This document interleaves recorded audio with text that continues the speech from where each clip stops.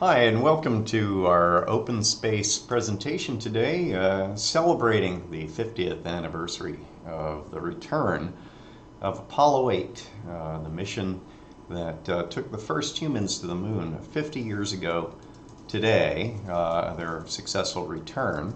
And just a few days ago, during Christmas Eve, they arrived at the moon and stayed at the moon for 20 hours, which was essentially 10 orbits. And but I'd like to thank the StarNet, NASA at my library, for setting us up and allowing us to do this today. Once again, my name is Carter Emart. I'm the Director of Astrovisualization here at the American Museum of Natural History. And what we'll be demonstrating today is something called open space. But thanks to our colleagues in NASA funding, the StarNet library network, we're very excited to work with today. And so I'll just read a little bit of introduction about the StarNet library network, and it's a hands-on learning network for libraries and their communities across the country, which we're very honored to present to you today. And the website is starnetlibraries.org. And the StarNet and NASA at My Library program helps library professionals build their STEM skills by providing science, technology, activities, and resources. That's the STAR. And training to use these library resources. Over 8,000 librarian STEM professionals have joined StarNet to access STEM activity and clearinghouse, blogs, webinars, workshops, partnership opportunities, information about upcoming national STEM events, and StarNet online newsletter.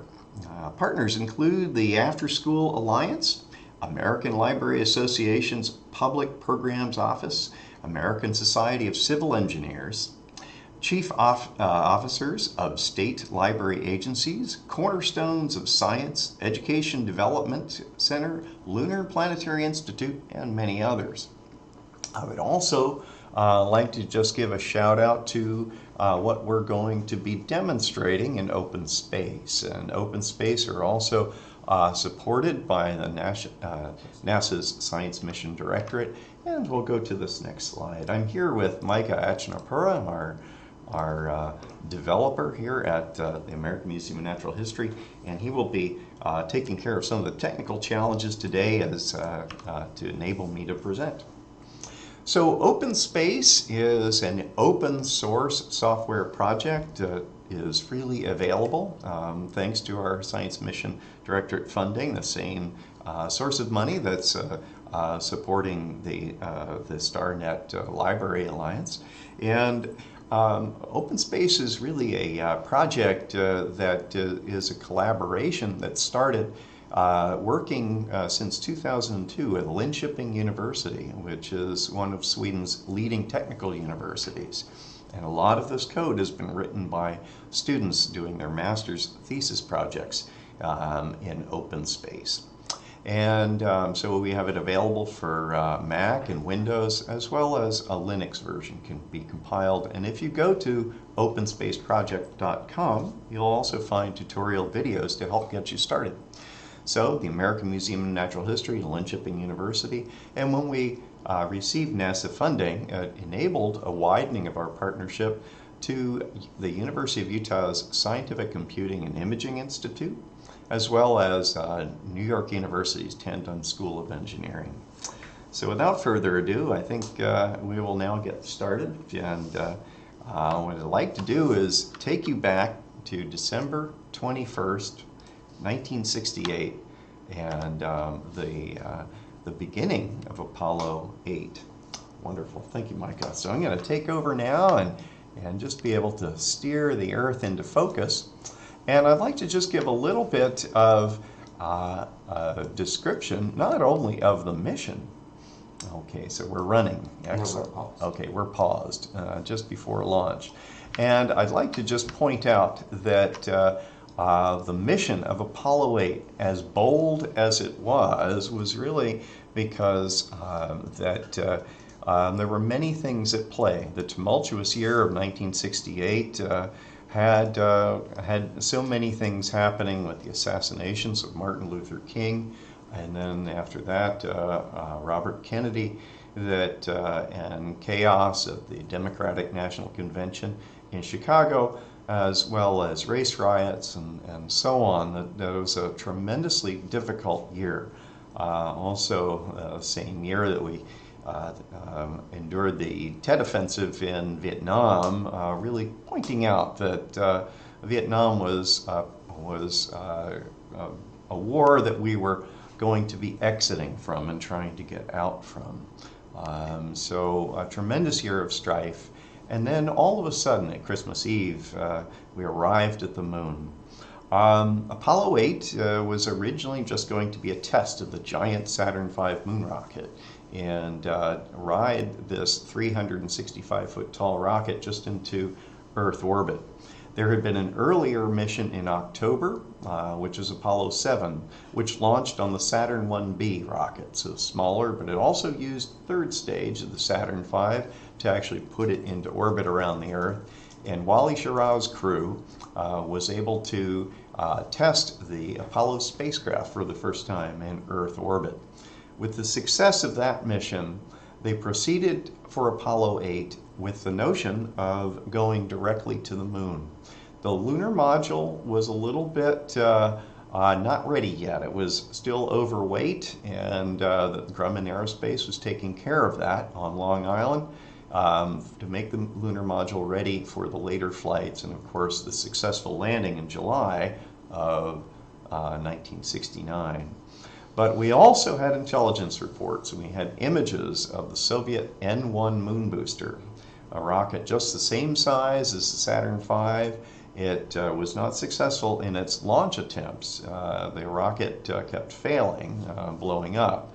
But we did see it on the pad, and in the summer of 1968. So George Low, one of the chief engineers at NASA, came up with the idea of launching Apollo 8 directly to the moon without the safety of a lunar module, which of course was necessary in the Apollo 13 mission in 1970 when something went wrong on the Apollo spacecraft in the service module, the can behind the sort of command module, the capsule that would return the astronauts safely to Earth. So let's pick up now on Apollo 8 and its launch. Now, what we see here is South America in this view, and we're just about at launch time, and Florida is just emerging. The East Coast is just emerging into daylight, so we'll see this. It launched at just a little bit short of 8 in the morning. So what I'm going to do is just come over and allow us to look at, okay, Micah's guiding. All right, this one? Okay, very good. So if I just fade down the clouds, and the clouds, by the way, are not the clouds of that day in 1968. This is current data that OpenSpace allows us to see. And so this is yesterday's image, essentially, of the Earth taken by the NASA satellite, the SUMI NPP satellite, the VIIRS sensor. It gives us a daily mosaic of the Earth. So let's just fade that down for a moment. And so we can see at launch time where Florida and the launch site are just they're just coming into sunlight. And this is all defined by when they actually, 2 orbits in around the Earth, they'll light their engine to take us to the moon. So here we are. We can see Florida just coming into view, and that I think we want to start the clock. Okay. So we're going to start Apollo 8. Oh, I'm going to I'll slow it down. 1 second per second. Oh, okay. So press 1. Okay, so press 1. Okay. So we started off, and we're a couple minutes into the flight. Let's just come down and look at this 4 minutes. more in profile. We're 4 minutes into the flight. So leaving Cape Canaveral and climbing up out of the atmosphere, and you can see that it's moving in an eastward direction.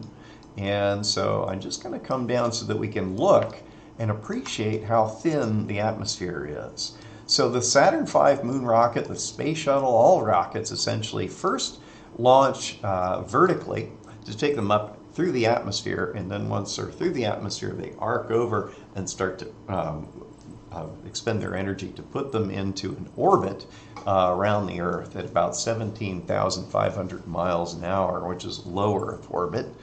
And in the case of going to the moon, the Saturn V moon rocket had to be so large as to basically launch their fuel supply in the third stage. They drop away the first stage, and the second stage, and the third stage. They get up into space so that they carry their engine with them, check everything out for the first two orbits, and then light that third stage, which will give them enough energy to make it all the way to the moon. So here we see the trajectory reaching up and out of the atmosphere. I'll bring some of the clouds back in. And we're paused, and so now, let's see, we're at 1, so I'm just going to, now I'm running the clock again. So we are actually running, and but at this point, we're going so slowly that it's really hard to see progress in this case. Let me I'll bring Florida out a little bit again so we can see it. Now let's see. I'm moving along now. If I press 2, we'll be. I want to go 1 minute per second. Let's just press 1. Okay, so it's going to come over to our controls, and there we see the climb of Apollo 8 at basically 1 minute per second.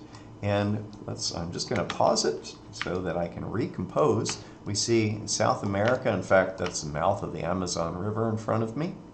And we can now see across the Atlantic. And I still want to get a view so that we can still see the trajectory of Apollo 8 as it flew eastward, but because of the latitude of Florida, which is about 20, or latitude of the launch site, which is about 28 degrees north latitude, it then starts to, having launched directly east, we will then arc across Africa down to about 28 degrees south, and it's the inclination essentially of just launching directly eastward. We actually use the rotation of Earth to give us momentum. When we launch eastward, we're actually carrying that momentum of Earth, which gives us that helpful speed insofar as the additional rocket engine burn to actually put them into orbit. So here we see Africa, and I'm going to pull away a little farther so that we can see the whole Earth in this case, and the lighting that was at that time.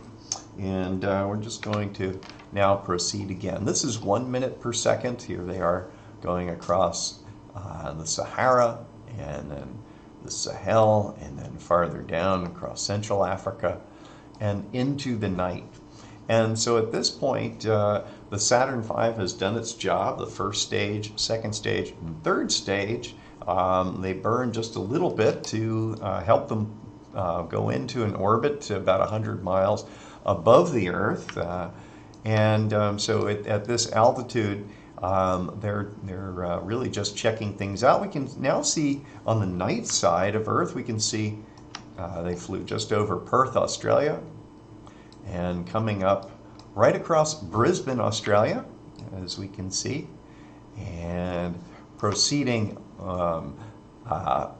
back toward the light, but we will see actually in the lights we can see just there's a little bit of light out in the middle of the Pacific, and that's Hawaii. You can actually see the lights of Oahu. And then coming in across Mexico, and we can actually see now that the Earth has rotated because of as we've taken an hour and a half to go around the Earth at low Earth orbit, the Earth has rotated that much more, or the East Coast has rotated that much more into the sunlight. So here we are coming in for our second orbit, and once again checking things out, and this is when they're preparing and making sure with Houston that everything is fine for their go decision to light their rocket engine to send them to the moon. I'd like to also emphasize at this point that all previous space activities have taken place basically at this time around this distance from Earth, just a couple hundred miles away from the ground, just above the atmosphere. And so if this is just a couple hundred miles away from the Earth or up above it, that going to the moon requires going about 1,000 times farther away. So we're coming up on TLI. That's going to happen in just a second. There's a faint line that they're just crossing there, which is the international date line. And I'm going to pause this here. Micah, do we have a specific time? We're going to take you to that exact time when the burn occurred. There is just a little bit farther than I was showing. And we can see, and we can see the lights of... Unpause, maybe. Okay, thank you. And here, if I just turn us such that we can see the dawn, and again, the lights of Hawaii, and this is where they lit their rocket engine for 5 minutes to expend the third stage, and that would give them enough speed to go from 17,500 miles an hour to 25,000 miles an hour for the climb up and away, breaking the Earth's gravity essentially, traveling at escape velocity, and aimed directly toward their rendezvous with the moon. So at this point, what we'll do is we're now going to go from here, and we're at 1 second per second. We're at 1 second per second right now. So what I'll do is I'll just go 10 times speed if we want. Okay. All right. I'm just gonna. Is that? Yeah. Okay. 2, 3, 4, 5.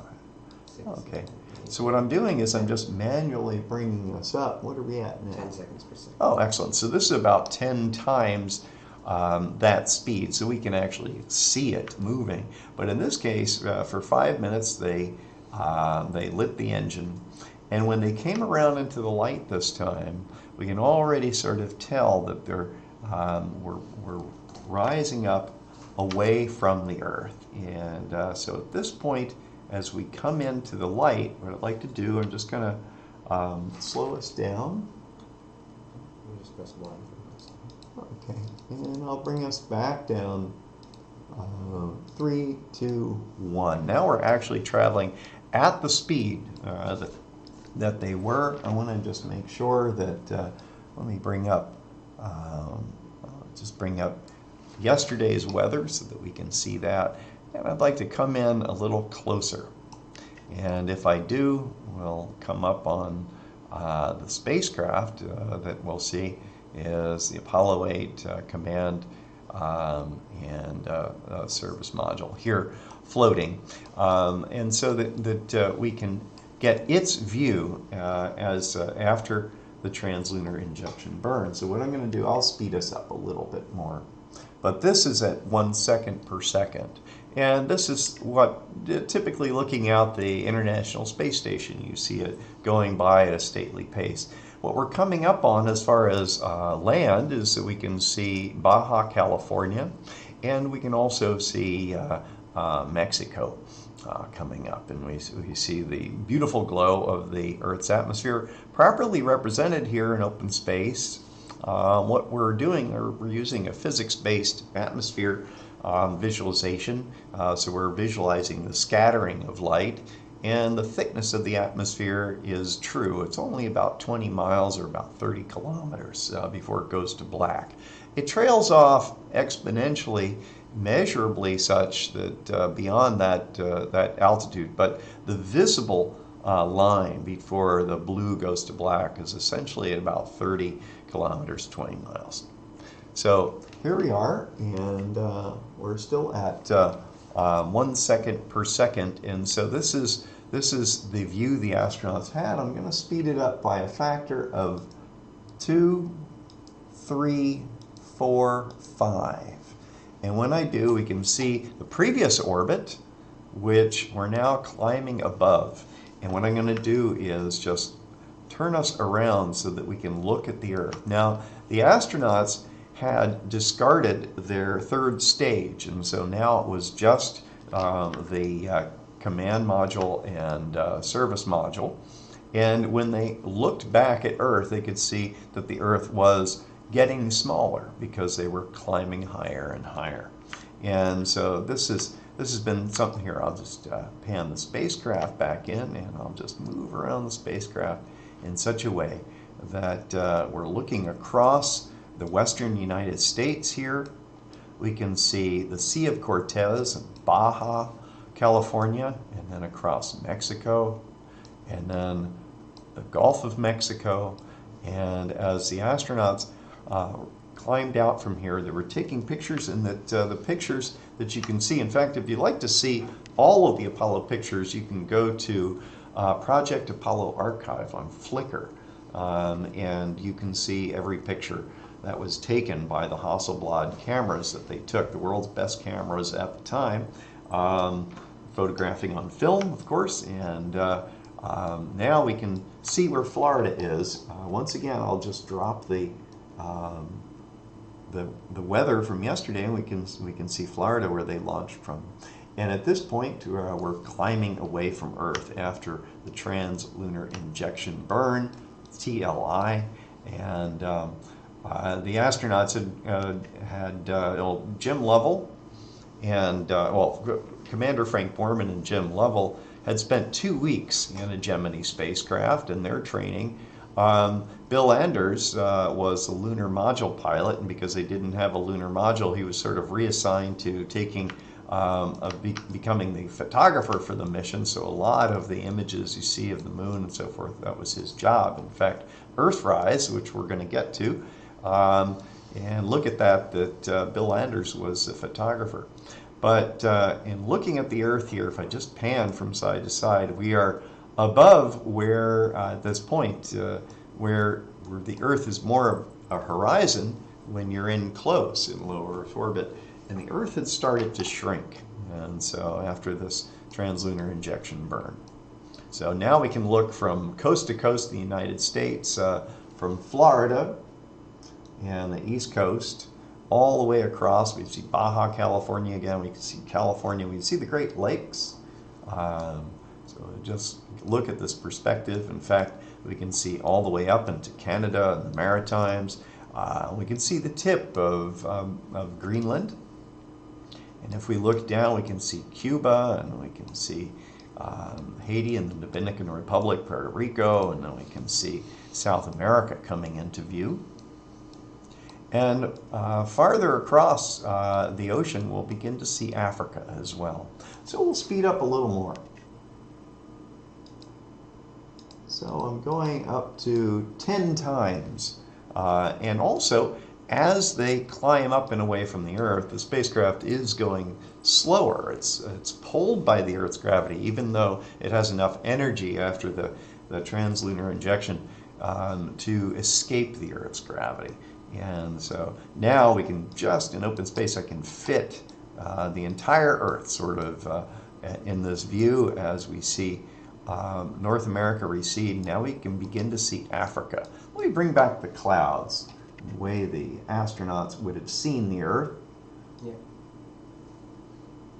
And so there. And the astronauts remark about the difficulty of seeing the geography, that as familiar as they were. In fact, Bill Anders was proud of his knowledge of geography, was that how difficult it was just glancing at the Earth to immediately sort of pick up the geography. Over in the upper right, what we're seeing now is the bright area of the Sahara Desert. Looking southward, we can see South America, but covered with a lot of clouds, especially in the Amazon basin. And then we see some frontal systems coming off, in this case, East Coast, as we look back. So what I'm going to do is, I'm going to get rid of the trajectory for a second. I'll just get rid of that. Okay, great. So we're just with the spacecraft now, in this view of Earth. And you can see, as they started talking about this, the Earth was just sort of filling full width, and now it really is shrinking as they left the Earth. So Apollo 8 was really the first 3 humans to leave the Earth in a sense, traveling escape velocity, but on their voyage to the moon. And oddly enough, if let's turn around here and look to where the moon was. Now the moon, when they launched, was just about new moon, so it's basically in line with the sun. In fact, I'll put the spacecraft just underneath the moon right here, and so they're traveling off to where the moon will be in about 3.5 days. So it has as long as it took them to get there. So, Micah, what I'd like to do is I'd like to proceed in time. Now the Earth is almost filling the entire view the vertical dimension here as well. So now we see the Earth very much as a planet. And I wanted to take us to the first television transmission. It was about 31 hours into the flight, so just past a day after they left. And so we're going to jump ahead here. This perspective, they had some issues of the TV broadcast was in black and white, but they had some difficulty attaching a telephoto lens to the television camera, which they figured out a little bit later. But just over a day into the flight, having left the Earth, that they will be about halfway between the Earth and the Moon. And so they start off fast, and then as they go farther and farther out, even though they're traveling escape velocity, the Earth is still kind of slowing them down. So what I'd like to do is I'm going to move away from, I'm going to bring the Earth up, rotate like this, and I'm going to move away from the spacecraft for a second, and it will disappear, and we'll go faster and faster out. But I wanted to demonstrate how far away the moon is, and so we're going to just move around so that we will, whoops, oh, there we go. I sort of went the wrong direction. But here, if I just bring, we can now see the constellation Orion. We see its belt and the red right shoulder of Orion, well, left in this case, when we see the red star Betelgeuse. I'll put the Earth right underneath it. But we can also see, just moving around between Earth and Moon, you can see how far away the Moon is. 250,000 miles or 400,000 kilometers away from us. And as I say, about 1,000 times the distance that all the previous space efforts had taken place in, just a couple hundred miles off the Earth. So this is, Apollo 8 was about halfway between the Earth and the Moon at this point. So let me dive back down. Here, I'll put the Moon sort of in foreground for us, but now I'll proceed back toward where Apollo 8 is. Notice how Apollo 8 is actually off at a point not between the Earth and Moon. It's actually on a trajectory that it's moving toward where the Moon will be, and basically 3.5 days after launch. And so we're not seeing anything because I'm closing in on the spacecraft, which is like literally finding a needle in the haystack. There it is. It came in from the side. And so here it is. And also, another interesting aspect of Apollo is that out here in space, the spacecraft would actually rotate so that it didn't get too hot on one side or too cold on the other. So they called it barbecue mode. And we see a cluster of 4 dish antennas, which were typically aimed back at Earth for the communications purposes. So after traveling 3.5 days, now let's take us to the approach to the Moon. So I'm going to have Micah set us up for that.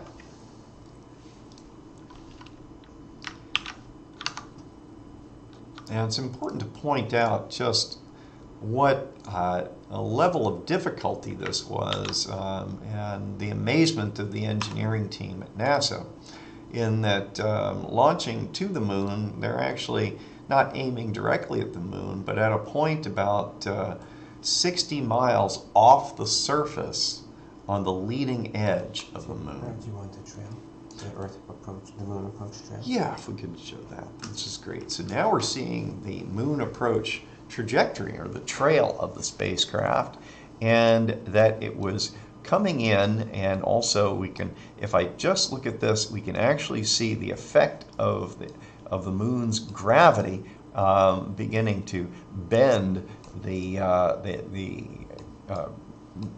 path on its way in to the moon. So we're going to come in close, and we're seeing now, this is the far side, but the thing is that as they came in darkness, so they didn't actually see the moon on approach, and they would see it only after they're flying out of communication with the Earth. So if I come in close enough now to the spacecraft, at this point, that the Earth has already set, and so let's see. So coming in, that once the Earth goes behind the moon, there's no radio communication.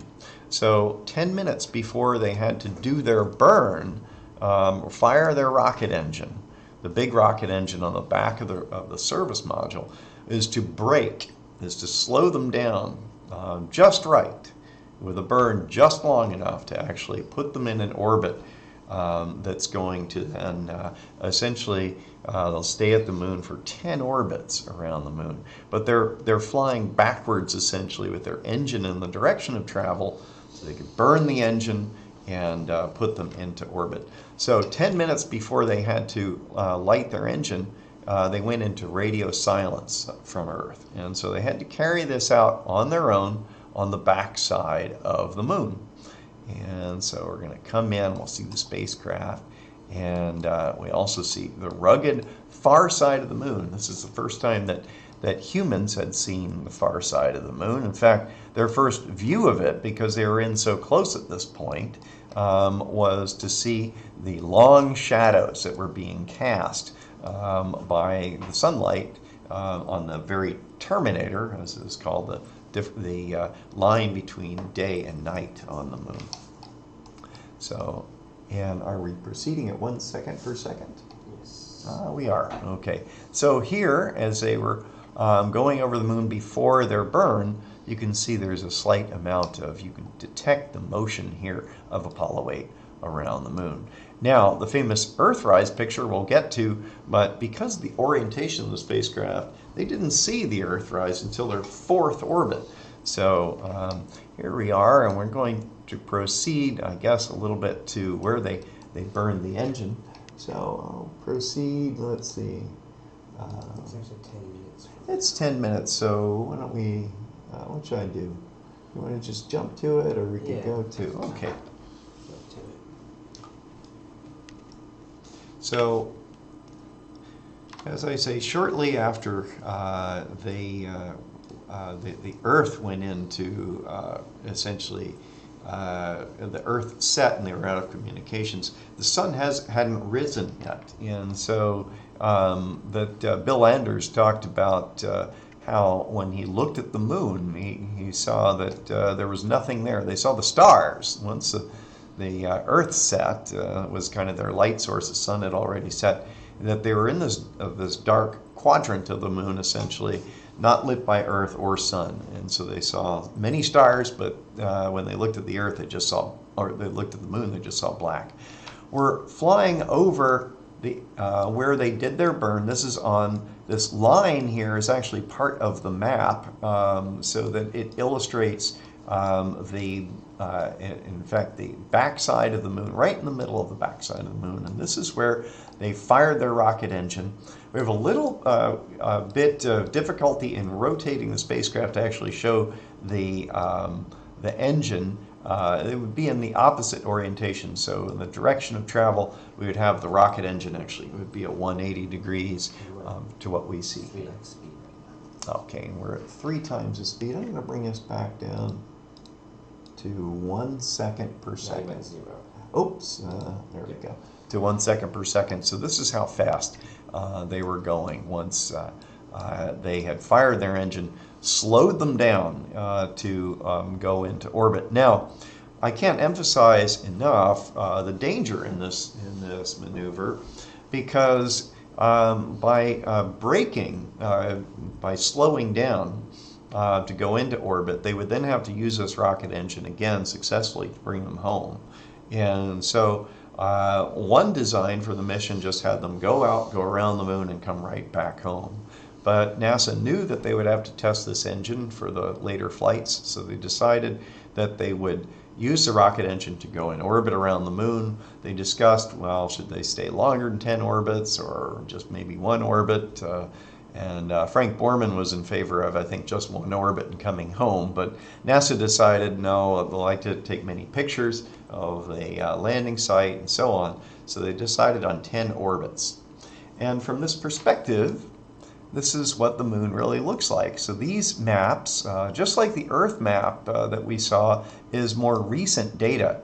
That in this case, what we're looking at for the moon is actually data that's been taken. It's a mosaic of images from the NASA's Lunar Reconnaissance Orbiter, and their wide-angle camera gets down to about 70 meters per pixel or so. And then we also have the laser altimeter that was on the Lunar Reconnaissance Orbiter that by many orbits, it gets basically a line. It gives you the profile that we have this nice elevation map of the moon now. So that putting together the image as well as the elevation allows us to look at the terrain. And what we have here right now is a lighting that's an eastward lighting, so that we can see basically the shadows on the terrain thanks to this map as well. So we'll turn the moon more like a landscape and set up for the Earthrise. That, as I say, the spacecraft was not oriented properly to see it until the 4th orbit. But in rotating the moon here, sort of flying low over it, just in the same way that we had been flying previously in all previous space efforts around the Earth, is that while above the Earth, or in the moon in this case, is that yes, we're up close, but still we're at this high altitude, but everything we sort of see, half of the sky, if you will, so we see the stars, but then if we look down, we just see the moon because they're in so close. Once again, they're about 60 miles off the moon, and at this case, the first humans to go there, the first eyes to really set set their sights on the moon. So what I'd like to do is come out and pull away so that we can look at the trajectory around the moon, and so we can gain an appreciation of that altitude that they were, and we can see the orbit. I also want to point out that this trajectory, everything that we're showing you, had to be reconstructed from various sources. I'll just speed up now. Or actually, should I go 1 minute? Well, your focus is going to go zoom, zoom, zoom, zoom, zoom, zoom, zoom, zoom. Okay. Let me pull back a little farther in that case. Yeah. 1 minute? Maybe even a little more, but yeah. Okay. So we're now going to proceed at 1 minute per second.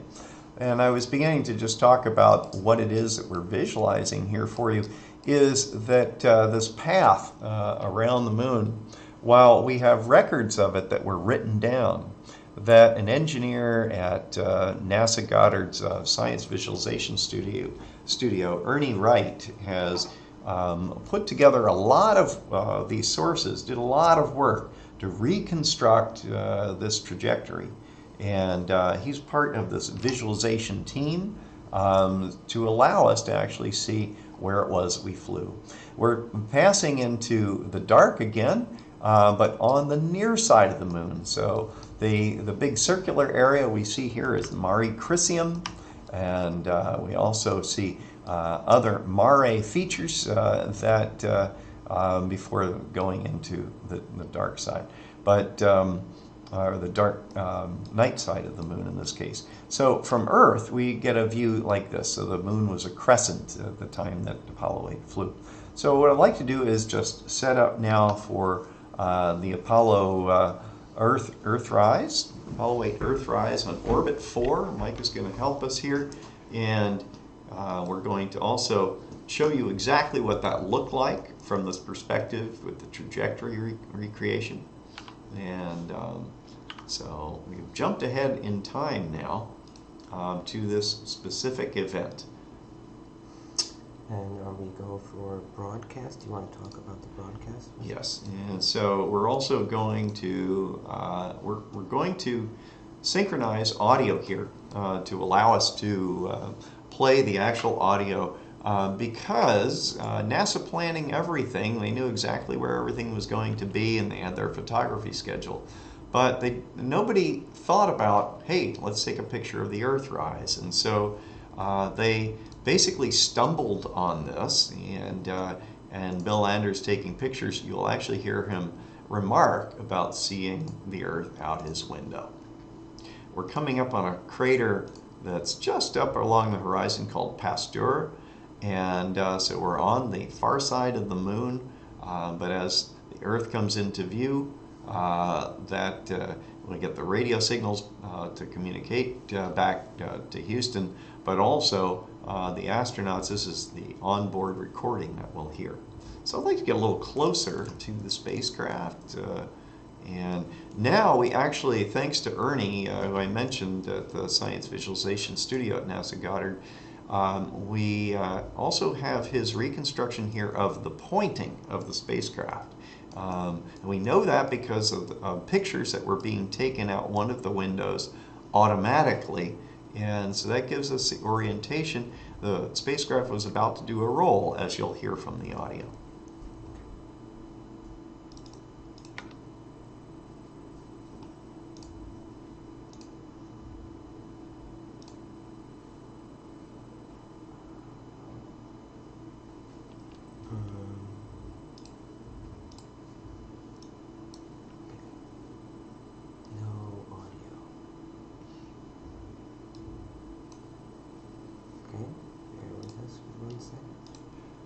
Okay, we're just checking that out to make sure that we have it for you.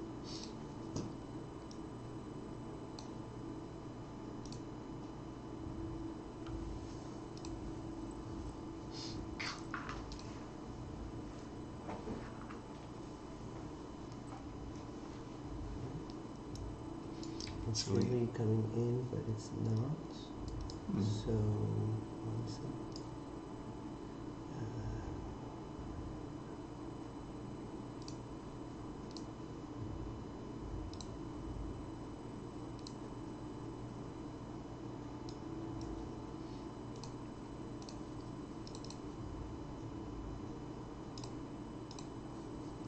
So we're just attempting to make sure the audio comes through for you all with this. Okay, it's not. Okay. So I might. Let's see. Play it from here. Okay. The speaker. Mm-hmm.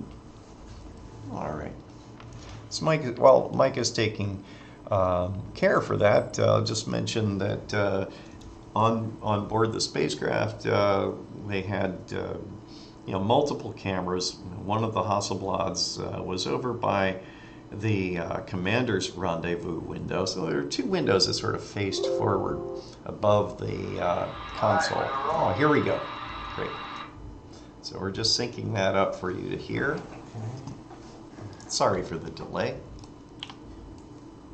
Okay, here we are. Wonderful. Great. Like this. And there's a tremendous video that Ernie Wright, along with Andrew Chaikin, the author of A Man on the Moon, did, which you can watch that they've put together, and they did a 4K resolution version that they just released for this celebration. All right, we're gonna roll.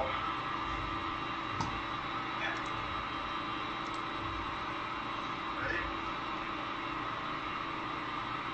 Set.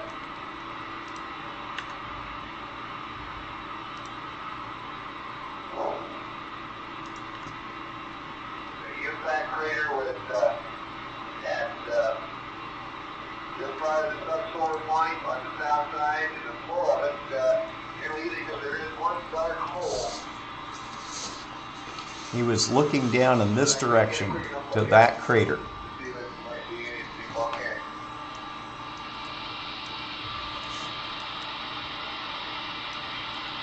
You can see the spacecraft is rolling. I need to take over a second.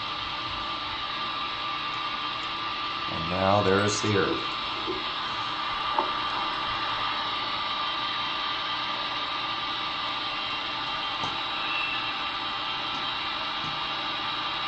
Oh my God, look at that picture over there. Here's the Earth coming up. Wow, that's pretty. Hey, don't take that. I'm scheduled. So now Get a color film, Jim? we're inside. Oh man, that's color. Where is it? Quick.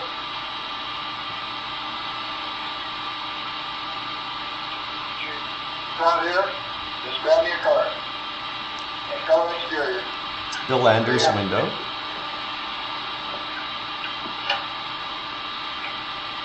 Got one? Yeah, we're looking for one. C368. Amen. Quick. Here. Right.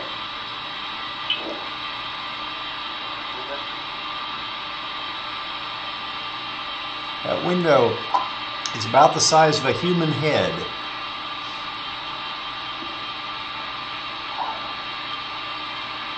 Hey, I've got it right here. That's pretty good. It's not clear. The first picture was black and white. Bill, I got it framed. It's very clear right here. Got it? Take several. Take several. Here. I don't think I've got the right thing. Hey, calm down, Mo. Well, I got it right. Oh, that's a beautiful shot. 250 at upper left.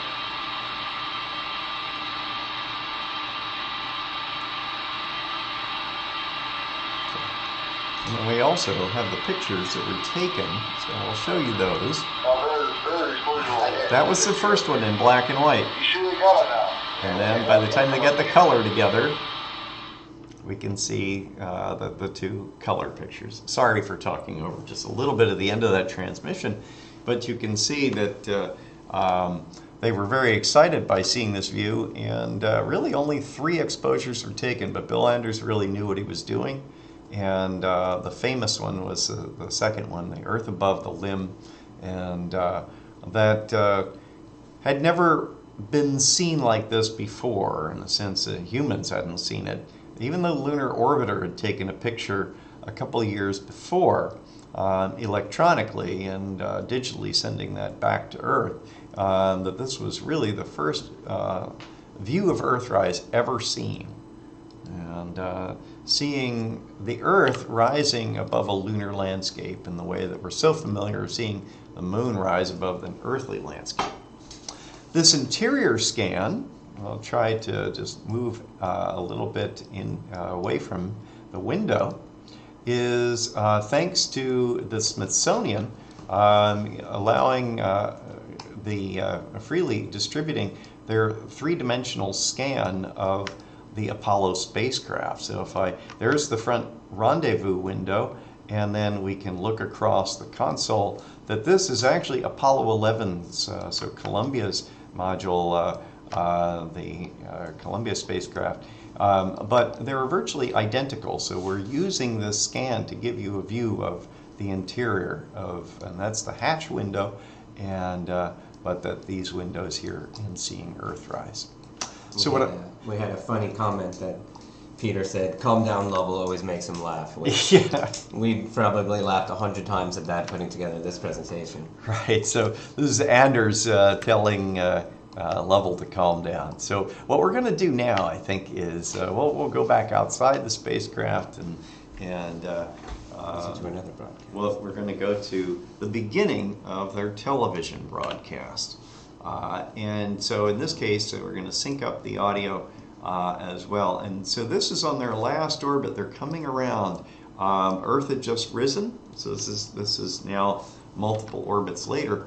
But the astronauts describe the moon and their view of it. And so first Frank Borman, then Jim Lovell, then Bill Anders. And then the broadcast was long and with some dead times here and there. So we've edited this. We'll show you just the beginning, then they describe, and then the end with their message to Earth.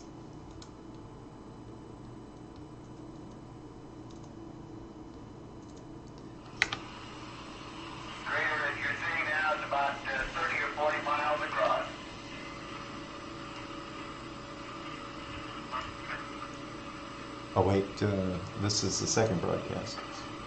Yeah, okay. Just want to make sure. Yeah, okay, so we're just going to reset here for a second. The spacecraft is roughly the correct orientation. It was aimed somewhat northward so that they could get a good camera view.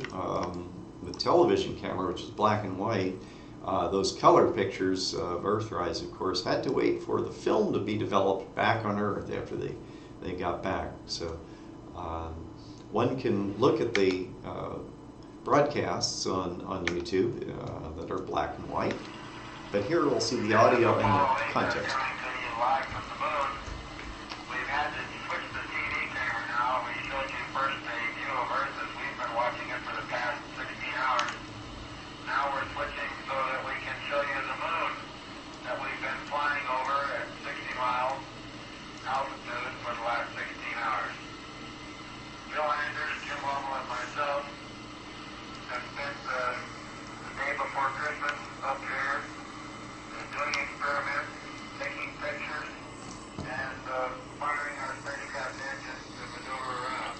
It's Frank Borman talking, Commander.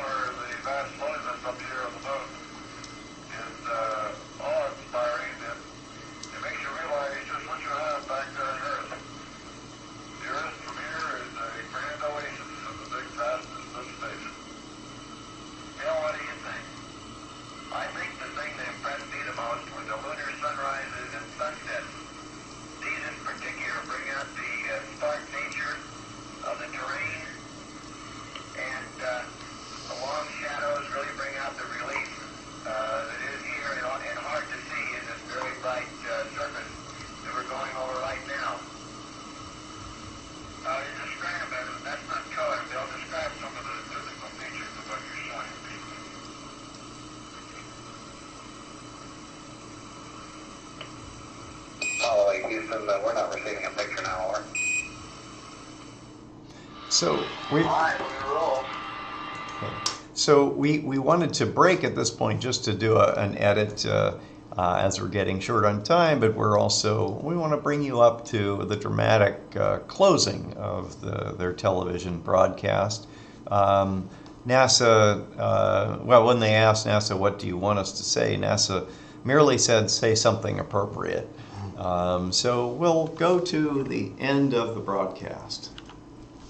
They also had technical difficulties, such as the TV cutting in and out, as we just heard the voice control. Can we actually, Mike, I'd like to turn the accurate normals off for a moment.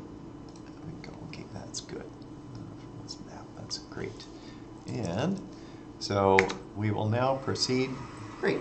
Crater that you're seeing now is about 30 or 40 miles across. That crater.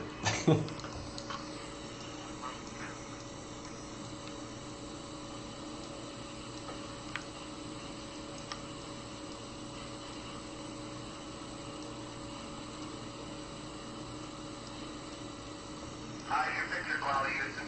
This is phenomenal. It's interesting, the rill directly in front of the spacecraft now. Running along the edge of a small mountain. Rather sinuous shape with right angle turns.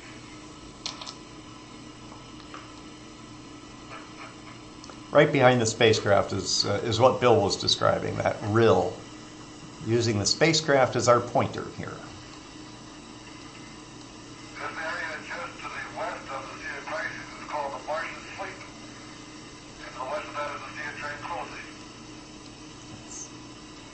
Jim Lovell You can see speaking. the fracture patterns going across the line in front of us now, Houston. That doesn't quite stand up. Right here is a series of cracks or faults across the middle of the mine. They drop down in about 3 steps to the south. The parallel fault pattern to the north has a drop down in the center.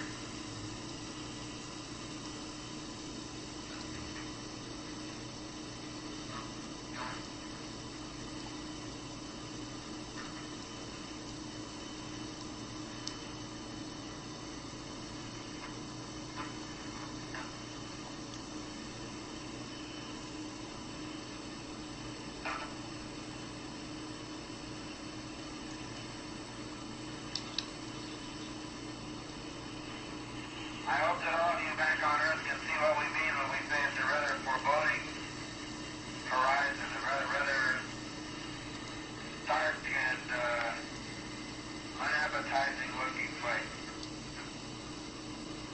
We're now going over approaching one of our future landing sites, selected in this smooth region to call the Sea of Tranquility. Smooth in order to make it easy for the initial landing attempts, in order to preclude having to dodge mountains. Now you can see the long shadows of the lunar sunrise.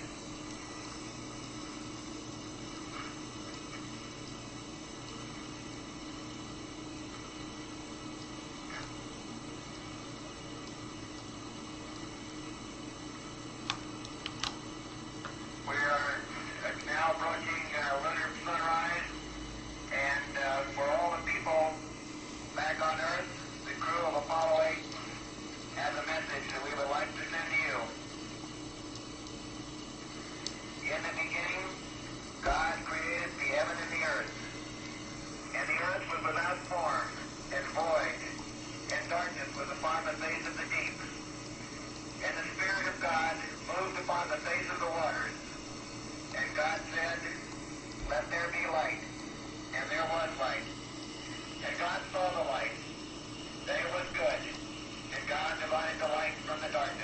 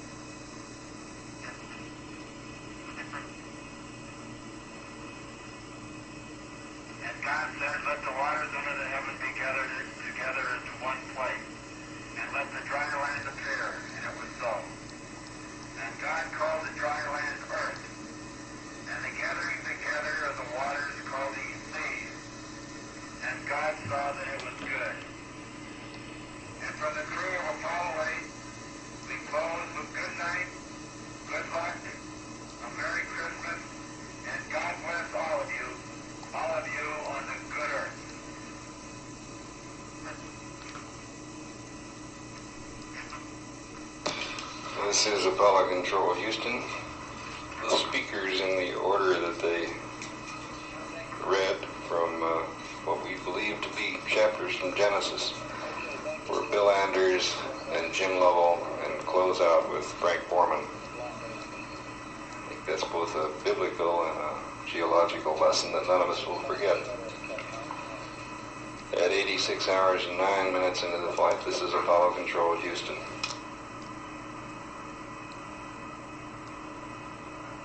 Houston, how you read Apollo 8? Loud clear, Apollo 8. And thank you for a very good show. We have a maneuver pad for you when you're ready to copy. This is Apollo 8.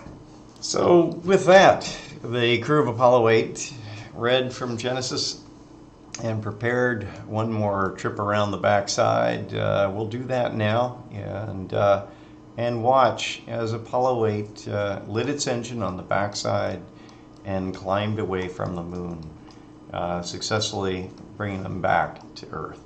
So Mike is just going to help us, I think, proceed toward that. But they went into darkness, and this crescent moon as seen from the Earth, and then on their final orbit, lighting the engine so that they could climb back, the trans-Earth injection. So just as we had to do a trans-lunar injection burn, here we can see the path of the spacecraft, and we can see the previous orbits if we just move out in such a way like so that we can see. And but at this point, the spacecraft is firing its engine. Are at let's see, 1 second per second. So at this point, they are firing their engine in a prograde manner, so the nose is pointed forward. And that if I just pull out so that we can see the previous orbits, and that we'll now go for 1 second. 1 minute per second, that we will now speed up, but we will also be able to see how that orbit, the increase in velocity, allows them now to pull away and climb up away from the moon on a trajectory that will arc, and the moon will continue to sort of shape their orbit at this point. But coming around in this way, let me recenter this just a little bit, that we can now see the trajectory extending up away from the moon. They had flown over a crater that has a dark flooring to it called Tsiolkovsky, and the Russians named Tsiolkovsky because they were the first to visit the backside, take a picture of the backside with a video camera in 1959. So here we see climbing away. Great. All right. So with this, I would just want to thank you all for watching us on the presentation here, and on this 50th anniversary of Splashdown Day, the first successful, or the first trip really to the moon with humans. They didn't land, but in orbiting the moon, coming back and setting up for the success of the later missions and the landing on the moon. So thank you very much, and we'll just let this play out a little bit as we go riding back to Earth. Great. So I'm going to speed up again, 1 hour per second. Yeah. And just look back to where the Earth is. Yeah, there's Earth. It's shot out in front, but we'll arc back to where the Earth is. We see the Earth turning because I now have 1 hour per second. Yeah. It only goes 20 seconds before it's going ahead. Oh, okay, so I'm going to, I'll just stop that, and I'll come close to the spacecraft.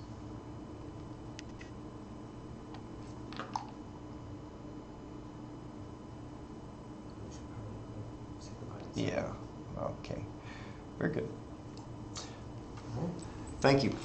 Thanks all.